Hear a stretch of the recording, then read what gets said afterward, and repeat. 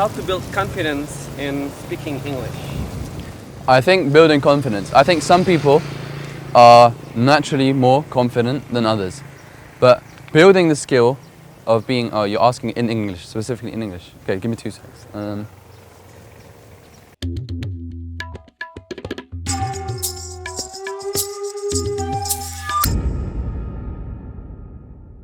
Is it rolling? Yes. Okay, so I think to be confident, I'll speak about my experience with my students, so the lecturers of this school. Now, when they started off, a lot of them were shy, they were timid, and they didn't want to speak. But then what I did is, I created a comfortable environment. And this took a few lessons. But what I found is that people who stuttered at the very beginning actually were the most fluent speakers because they were intimidated. So, key factor in speaking confidently is do not be intimidated by who's in front of you. Because I could be a native speaker, but actually your English could be just as perfect or even better than mine. So do not straight away put in your mind that someone is superior than you. So being confident is a large part to do with your mental capability. So for example, they say that when you're speaking to a large audience, in your mind, you can just visualize that actually nobody is there. So that way, even if I'm speaking to 100,000 people, to me, I'm just maybe speaking to one person or no one, so I can speak confidently.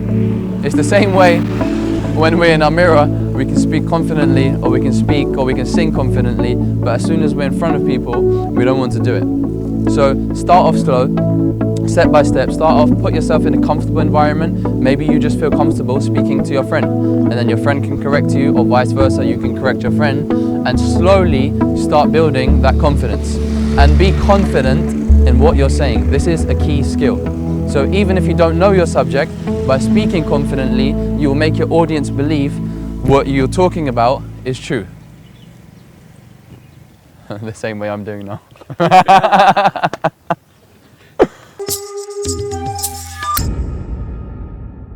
The one that texts you saying, why am I not confident around Yusuf? Oh yeah. Yeah, you know, I met them on my own today. And because you weren't there, they were more confident. So I had a good conversation with them, and they understood more, and they were able to speak more. Because they're intimidated by you. So this is what I'm saying. So literally, we meet these 2 students together every day, like in the middle of the lesson. And when we speak to them, they stutter, they're flustered, they're confused. But today he was not there, so I met them on my own, and they spoke completely confidently. I told Robert to leave the class. Yeah. Literally. I told Robert to leave the class. The student was my junior. Yeah, his juniors. Oh, yeah. So when he's there, his juniors, they can't even say like 2-3 words. But today around me, they spoke fine. And actually, the one who gets confused is better than the other one. He understands more.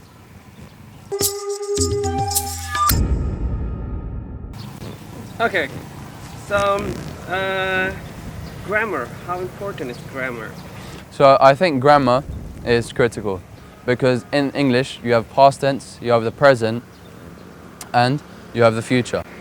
Now, a lot of the time, people are talking about the present, and what they do is they use the future tense, or they're talking about the future and they use the past tense. And I understand that in Indonesia there's only one tense. So I think it's really important to know about every aspect of the grammar and the tenses. So for example, if I say, I will going, this is wrong, because going is present, so you are going right now. But I will is future. So I cannot say I will going, I have to say I will go, which is the future. So what this means is that you start speaking coherently and you start making a lot more sense by minor adjustments. So one way to get good at grammar is just by basic grammar books. And if you start reading from them, you will start learning and start memorizing different techniques, etc. Okay, so now we've combined the first and the second question. What if we become not confident because we are afraid to make a mistake in grammar? Okay, so by learning grammar, you're confusing yourself because you think now there's a lot more I need to know, so I'm more prone to making mistakes. But making mistakes is when you will actually develop. So the same way in life, when we speak well or you win. For example, if a football team keeps winning, they will never learn. But as soon as they lose 5-0, 3-0, 4-0, they're forced to rethink their tactics, the way they play. their mentality, every aspect. So the same way, when you're acquiring this knowledge from the books or any source which suits you, making mistakes is a good thing. So when my students make mistakes in the English classes, I love it because I get a chance to correct them and they get a chance to learn. But if they just keep making the correct statements, then they're not learning and I'm not being useful. Give some tips to perfect our grammar. To perfect your grammar. So like I said in the first episode, there's many different ways. But one key thing is maybe find someone in university who speaks a good level of English. So this might happen to be Mr. Roby. But apart from Mr. Roby, I've actually met a lot of other students. For example, Mr. Afrizo, he's got a good level of English. Find your peers, because the same way, if you want to become the best footballer, you go and find the best football player in your university. The same way, everyone can see who the best English speakers are. Now, they might not be confident, which is why you don't realize it, but they have the right techniques. So go sit with them, go speak to them, and learn from them.